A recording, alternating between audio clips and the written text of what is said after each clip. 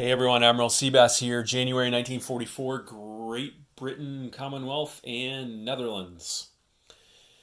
Great Britain is going to buy a Canadian fighter for 8, an anti-aircraft gun for 4, and pay for the tech roll. FEC will buy another 2 infantry and a medium tank.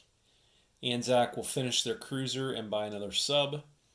And Canada will buy another transport and another infantry. The Dutch are actually going to finish their minor factory and buy a militia. Okay, let's see if we can get this tech roll. Be really handy if they could get this because it's wartime economy. And all they need is a 7 or higher in order to get this. Oh my gosh, a 6. Just missed it again. Okay, so let me sketch out the combat moves here and I'll be back. Okay, first thing we're going to do here is take these 2 tanks and we're going to go hit Burma again. And we're going to take all these planes as well into Burma. Like that. They'll all have 2 left in their fuel tank. Right there. We got a couple of different things going on over here. With Anzac and the Dutch. So first of all, this Dutch coastal sub is going to move up here, and he's not going to attack the cruiser, but he is going to go on convoy duty. In there, like that. And then Anzac's going to get on the move here. This sub is going to go 1, 2, 3 and attack that cruiser. Supported by this fighter. 1, 2, 3. Like that. He'll have 1 left in his fuel tank. To take on that cruiser. And then the rest of this Navy is going to go take Iwo Jima. So this transport will load the infantry and the artillery like that. And then, actually I guess this was the transport. Like that. And then the light cruiser, the destroyer, and the regular cruiser will go in. The regular cruiser will be saved for a shore bombard, while the destroyer and the light cruiser will go after the sub. And then this guy will move back up, will move 1, 2, 3, and be able to land that fighter at the end of this turn as well. And then we can't do anything here because we don't want to lose. Or do we? Or do we want to risk it? It's probably not the time to be laying back, especially since we're not buying anything. So we might as well do it. We'll take this guy in here, and we'll take that guy in there as well. Oh, you know what? That probably doesn't make sense, does it? Because the French can't take it out anyway. So probably doesn't make sense. Yeah, let's not do that. But up here, this guy here is going to go 1, 2, 3, 4 and try to hit that factory. But can he? Because I don't know that he can land anywhere. I don't think there's anywhere for him to land. So, because he can't get down to Malta. He's only got 6 and there's no air base there. So I think instead he will go 1, 2, and carpet bomb this guy in Tunis. Right there.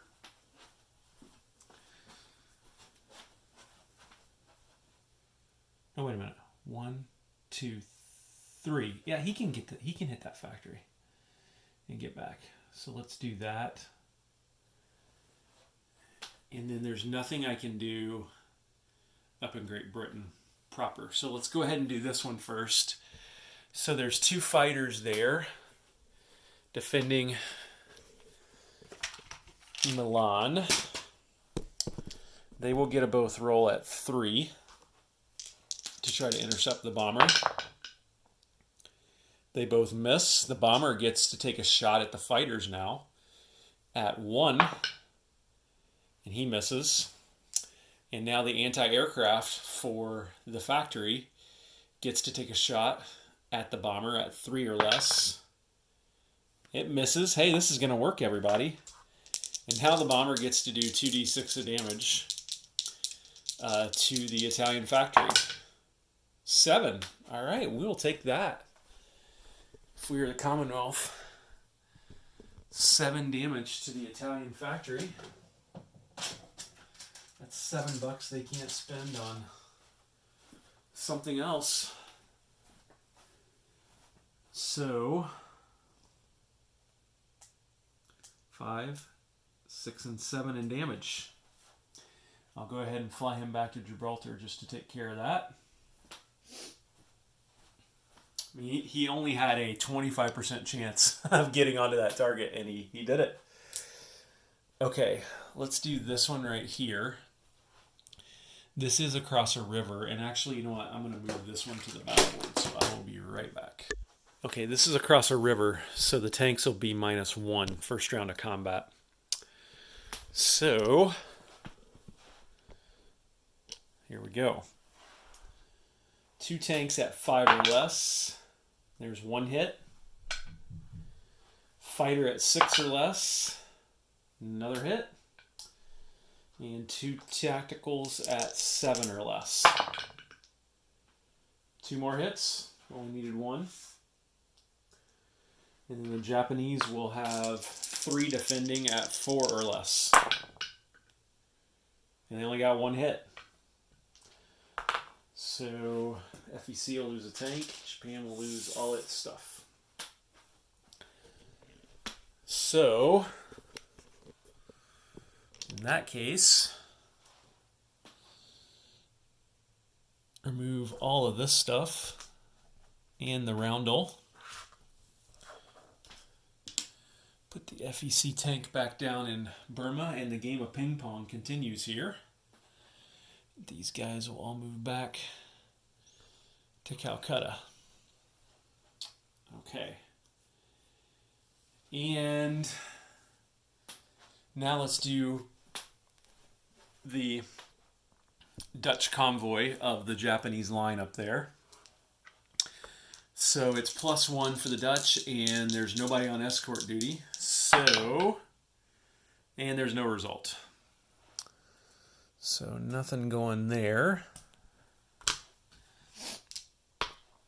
Now let's do this battle right here. That is a first strike Anzac sub at 3 or less. And it hits. So that cruiser is destroyed. All right. Then here we've got this sub can decline combat and remain in the sea zone, just submerged, since there's no aircraft on combat air patrol. And so I have to decide whether it wants to do that. Okay, the Japanese sub will not fight. So these guys land now on Iwo Jima. That's not a mountain territory, or they try to land. The cruiser gets a shot at 3 or less, really hoping they make it. They don't, they just miss. So now the infantry comes ashore, and he attacks at 2 or less. He misses. And the militia now will shoot back at 2 or less. He misses. So now the infantry will come ashore. Or I'm sorry, now the artillery will come ashore. And I'm not sure whether it gets first strike or not. Let me check. So I'm not sure. I know the artillery come ashore, but I'm not sure if they have first strike or not. I'm going to say that they probably wouldn't realistically in an amphibious assault. So let me go ahead and roll for the infantry again at 2 or less. He misses, and the artillery at 3 or less, it hits. And now the militia shoots back at 2 or less, and it misses. So Anzac has taken Iwo Jima, which I don't believe is worth any income. But it is a territory, and they have both of these. They have a transport, and yeah, it's not worth anything. But that's another transport in the water really close to Japan. And Anzac didn't lose any of their stuff. So now let's do non-combat moves.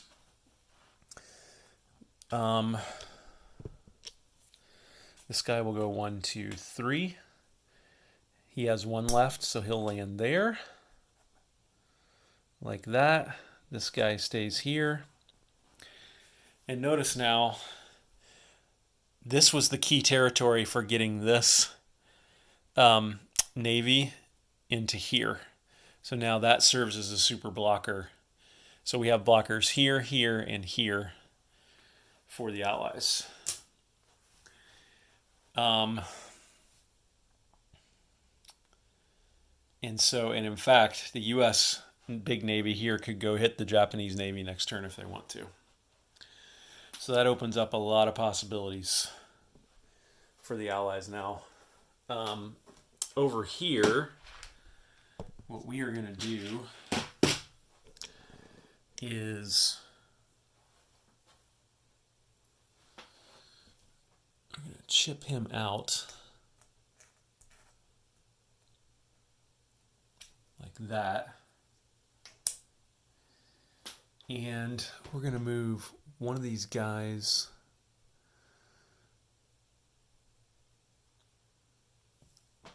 to here, like that.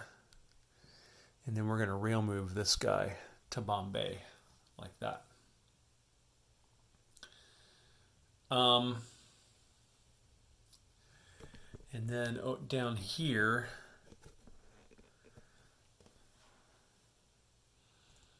still can't do anything with these guys.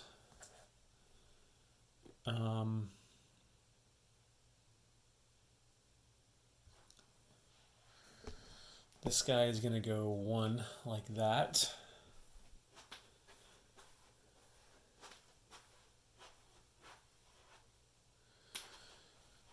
So what do I do down here? Because I guess these guys could hit here and then blitz. These guys could. Also, they got an anti-aircraft gun, so I want to keep this guy away from that if I can. So I guess I'll just keep it that way. I haven't really thought through it that much, unfortunately. So I'm kind of preoccupied with what's going on up here. And then I think up here what I'm going to do is I'm actually going to move. I'm going to keep these 3 guys here, but I'm going to move the 2 fighters up to Liverpool. Like that, to protect my factory there.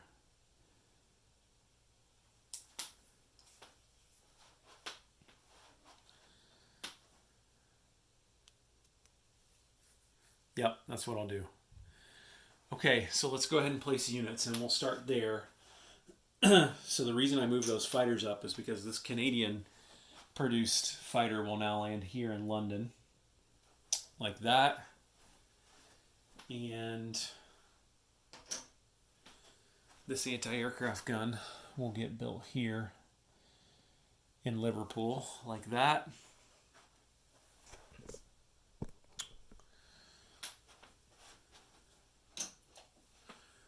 Build another transport here and another infantry right there.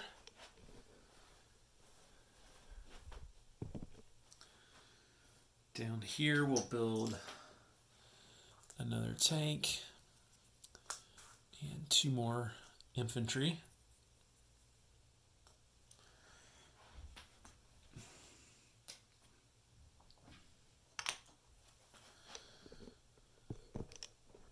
here we will complete a cruiser and another sub like that. And then here, this minor factory goes live. Right there. The Dutch can now build subs right there, and I think they've got enough to build a sub. And we'll place another militia right there as well. Okay, so let's collect income then. Great Britain is at 16, believe it or not. So there's 10, 5, and 16.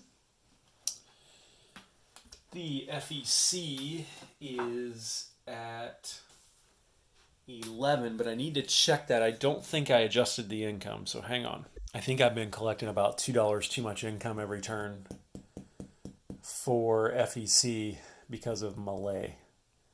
So they're only going to collect 9, and I think I've been increasing their income too much, or I've had their income too high. So they're going to have $9. Anzac is at 7, and they're going to get their bonus, so they'll be at 9.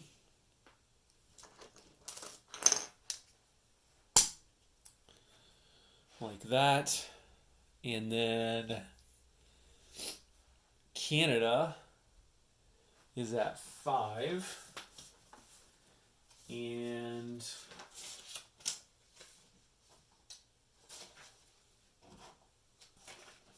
they are going to get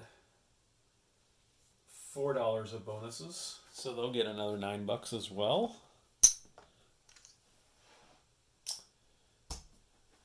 The Dutch saved 1, and they're going to collect 8 more, so they'll also have $9 to spend. And just in glancing at their income sheet,